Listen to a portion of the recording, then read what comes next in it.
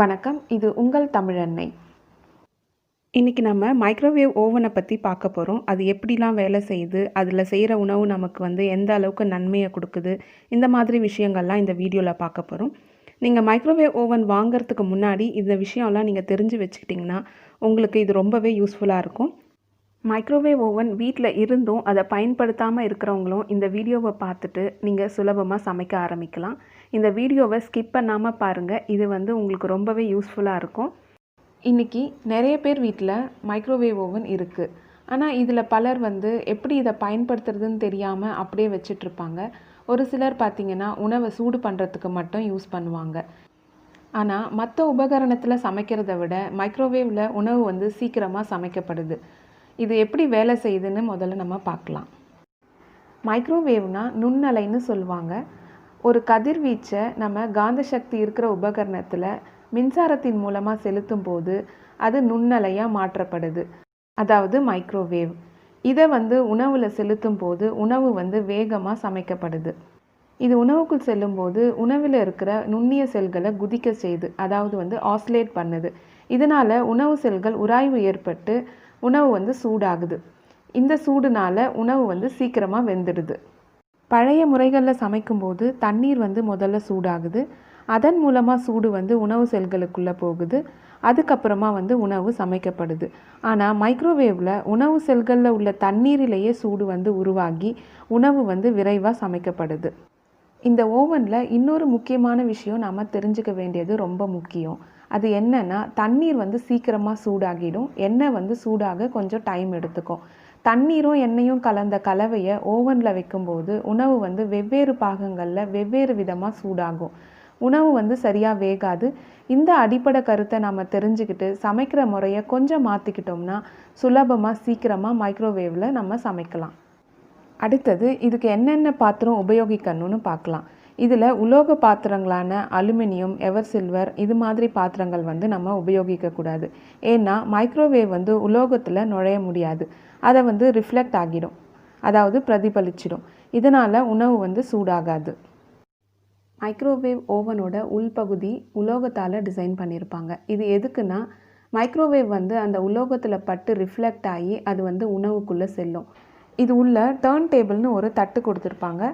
இந்த தட்டில் நம்ம உணவு வச்சு சமைக்கும்போது அந்த தட்டு சுத்த ஆரம்பிக்கும். இதனால் அந்த மைக்ரோவேவ் பிரதிபலித்து எல்லா பக்கத்துலேயும் ஊடுருவி உணவு சமைக்க உதவியாக இருக்கும்.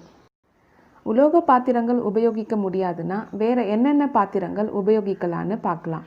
இதில் oven proof glass containers use பண்ணலாம். பீங்கான் பாத்திரங்கள், மண் பாண்டங்கள், சைனா கிளேயில் செஞ்ச பாத்திரங்கள் இதையெல்லாம் நம்ம உபயோகப்படுத்திக்கலாம். ஆனால் இதில் எந்த விதமான உலோக டிசைன்ஸோ தங்கம், வெள்ளி, முலாம் போன்ற டிசைன்ஸோ இருக்கக்கூடாது.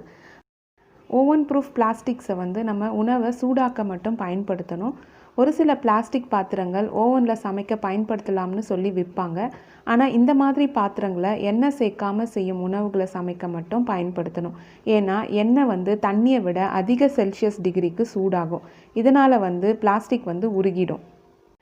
என்னென்ன பாத்திரங்களை யூஸ் பண்ணலான்றதை பார்த்தோம். அடுத்தது நம்ம தெரிஞ்சுக்க வேண்டிய முக்கியமான விஷயம், இதில் எண்ணெயில் பொரிக்கிற உணவுகளை நம்ம மைக்ரோவேவ் ஓவனில் பொரிக்க முடியாது. இதுக்கு காரணம் என்னென்னா நம்ம விறகு அடுப்பு இல்லைன்னா கேஸ் ஸ்டவ்வில் நம்ம எண்ணெயில் பொரித்து சமைக்கும்போது உணவோட மேல் பாகம் சூடாகி அது கரகரப்பாக ஆகுது. ஆனால் மைக்ரோவேவில் உணவுக்குள்ளே இருக்கிற தண்ணீர் துகள்கள் முதல்ல வேக ஆரம்பிக்கும். இந்த காரணத்தாலேயே மைக்ரோவேவில் எண்ணெயில் பொரிக்கிற உணவுகளை சமைக்க முடியாது. அடுத்தது முட்டையை இதில் வேக வைக்க முடியாது. அதுக்கு காரணம் என்னென்னா முட்டைக்குள்ளே இருக்கிற பாகங்கள் முதல்ல வேக ஆரம்பிக்கும் போது அதிக அளவு அழுத்தம் ஏற்படும். இதனால் முட்டை வெடிச்சிடும். காய்கறிகளையும் முழு தோலோட முழுசாக இது உள்ளே வேக வைக்க முடியாது. அதுக்கும் இதே காரணம்தான். அதனால் நம்ம காய்கறிகளை கட் பண்ணி இல்லைனா தொலை போட்டு இந்த மாதிரி தான் நம்ம வேக வைக்கணும். இந்த ரெண்டு விஷயங்களை தவிர்த்துட்டு பார்க்கும்போது மைக்ரோவேவில் சமைக்க அதிகமாக எண்ணெய் தேவைப்படாது. வேகமாகவும் சமைச்சிடலாம். உணவில் இருக்கிற புரோட்டீன், கொழுப்பு சத்து இதெல்லாம் நமக்கு அப்படியே இருக்கும். எதுவுமே சிதையாமல் பாதுகாக்கும். காய்கறிகளோட நிறமும் மாறாமல் நமக்கு ஃப்ரெஷ்ஷாக இருக்கும். அடுத்தது இந்த ஓவனில் என்னென்ன சமைக்கலாம்னு பார்க்கலாம். மைக்ரோவேவ் ஓவனில் micro mode, grill mode, convection மோட்னு சொல்லிட்டு 3 விதமாக இருக்கும். இதில் மைக்ரோ மோடில் பார்த்திங்கன்னா நம்ம பாரம்பரிய இனிப்புகள், பொரியல், கூட்டு, அவியல், குருமா, சாம்பார், ரசம், குழம்பு, சூப் வகைகள், breakfast items, snacks, masala, sabzi, தொக்கு அப்படின்னு எல்லாமே நம்ம சமைக்கலாம். ஏற்கனவே சமைச்ச உணவை வந்து சூடு பண்ணுறதுக்கும் இந்த மைக்ரோ மோடில் வச்சு தான் சூடு பண்ணணும். அடுத்தது கிரில் மோட். இந்த கிரில் மோடில் நம்ம காய்கறி ரோஸ்ட் பண்ணலாம். அதாவது உருளைக்கிழங்கு, சேனைக்கிழங்கு இந்த மாதிரி ரோஸ்ட்டு, கட்லெட், கபாப் இந்த மாதிரி உணவுகளெல்லாம் வந்து குறைஞ்ச எண்ணெயில் சுலபமாக செய்யலாம். மூணாவது கன்வெக்ஷன் மோட்.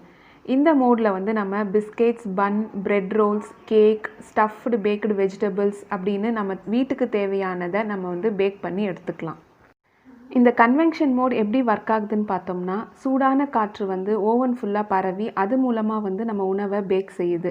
கன்வெக்ஷன் மோடில் வைக்கும்போது நம்ம வந்து எந்த வெப்பநிலையில் சமைக்க போகிறோங்கிறத தேர்ந்தெடுத்துட்டு அதுக்கப்புறமா அந்த ஓவனை வந்து ப்ரீஹீட் பண்ணணும். ப்ரீஹீட் பண்ணிவிட்டு அதுக்கப்புறமா நம்ம வந்து பேக் பண்ணோம்னா இதில் வந்து சுலபமாக நம்ம ப்ரெட்டு, பிஸ்கெட்ஸ் அந்த மாதிரி எல்லாமே வந்து சமைச்சிக்கலாம். மைக்ரோவேவ் ஓவனில் 3 விதம் இருக்குது. மைக்ரோ மோட் மட்டும் இருக்கிற ஓவன் இருக்குது, மைக்ரோ மற்றும் கிரில் மோட் இருக்கிற ஓவன் இருக்குது, மைக்ரோ, கிரில், கன்வெக்ஷன் 3 மோடுமே இருக்கிற ஓவனும் இருக்குது. நம்மளோட தேவை என்னன்றதை நாம் முடிவு பண்ணிவிட்டு அதுக்கப்புறம் நம்ம அதுக்கேற்ற மாதிரியான ஓவனை வந்து நம்ம வாங்கிக்கலாம். இந்த டேப்லர் காலமில் என்னென்ன மோடில் என்னென்ன பாத்திரங்கள் உபயோகிக்கலாம், உபயோகிக்கக்கூடாது அப்படின்றத போட்டிருக்காங்க.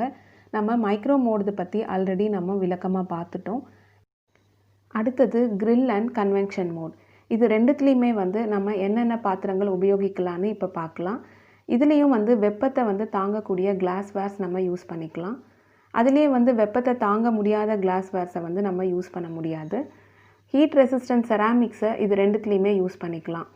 கிச்சன் பேப்பரை வந்து நம்ம இதில் யூஸ் பண்ண முடியாது. மைக்ரோவேவ் சேஃப் பிளாஸ்டிக் டிஷ்ஷையும் வந்து இந்த 2 மோட்லேயும் நம்ம யூஸ் பண்ண முடியாது. நம்ம மெட்டல் ட்ரே இதில் ரெண்டுத்துலேயுமே யூஸ் பண்ணிக்கலாம். ஆனால் வந்து இது மைக்ரோவேவில் யூஸ் பண்ண முடியாதுன்னு சொல்லியிருந்தோம்.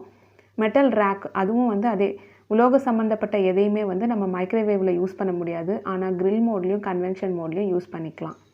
அலுமினியம் ஃபாயில் கண்டெய்னரும் நம்ம கிரில் மோட்லேயும் கன்வெக்ஷன் மோட்லேயும் யூஸ் பண்ணிக்கலாம். இதை வந்து மைக்ரோவேவில் யூஸ் பண்ண முடியாது. அடுத்தது காம்பினேஷன் சொல்லி கொடுத்துருக்காங்க. இது என்னென்னா நம்ம வந்து மைக்ரோ ப்ளஸ் கிரில் இல்லை மைக்ரோ ப்ளஸ் கன்வெக்ஷன் இந்த மாதிரி நம்ம யூஸ் பண்ணிக்கிறதா காம்பினேஷன் சொல்லுவாங்க.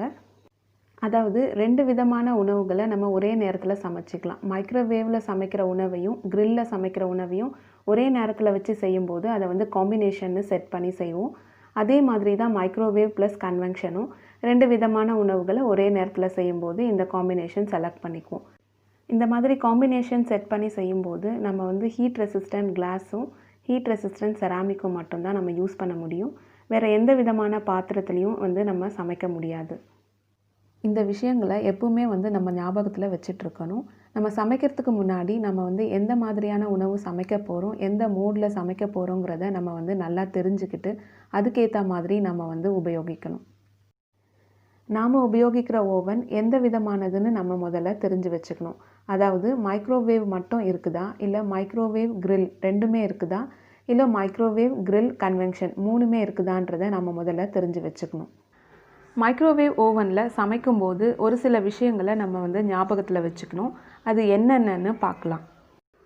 நாம் சமைக்கிற பொருட்களுக்கு ஏற்ற மாதிரியான அளவில் பாத்திரத்தை வந்து முதல்ல தேர்ந்தெடுத்துக்கணும்.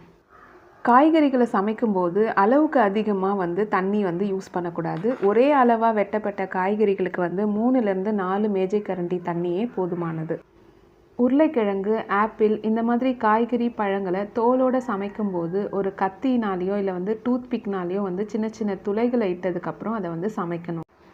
காய்கறிகளை வேக வைக்கும்போது மைக்ரோவேவ் தட்டில் வந்து பெரிய துண்டுகளை தட்டோட ஓரத்துலேயும் சின்ன துண்டுகளை வந்து உட்புறமாகவும் வந்து அடுக்கி வச்சு வேக வைக்கணும். ஏன்னா மைக்ரோ கதிர்களோட தாக்கம் வந்து வெளிப்புறத்தில் அதிகமாகவும் உள்ளே போகும்போது குறைவாகவும் இருக்கும். சூப், சாம்பார் இந்த மாதிரி சமைக்கும்போது நம்ம அடிக்கடி ஓவனை திறந்து அதை வந்து கிளறி விட்டோம்னா அந்த காய்கறிகள்லாம் வந்து நமக்கு கரெக்டாக வெந்து வரும்.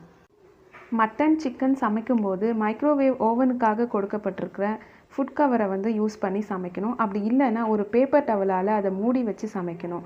இதனால் வந்து அதில் இருக்கிற கொழுப்பு வந்து வெடித்து செதறாமல் இருக்கும். சமைக்க வேண்டிய காய்கறிகளை ஃப்ரீசர்லேருந்து எடுத்த உடனே சமைக்காமல் அதை வந்து ரூம் டெம்பரேச்சருக்கு வந்ததுக்கப்புறம் சமைக்கணும். ஓவனோட தட்டில் வந்து ஏதாவது கொட்டிடுச்சுன்னா அதை வந்து உடனுக்குடனே சுத்தம் செஞ்சிடணும்.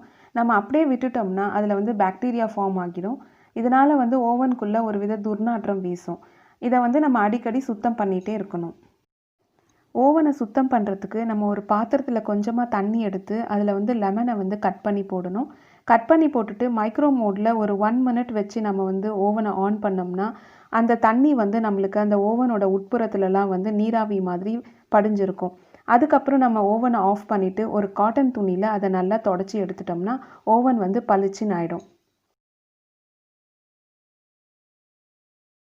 இன்னொரு முக்கியமான விஷயம் நம்ம தெரிஞ்சுக்க வேண்டியது என்னென்னா, ஓவனில் சமைக்கப்படுற உணவோட நேரம் வந்து ஒரு ஓவனுக்கும் இன்னொரு ஓவனுக்கும் மாறுபடும்.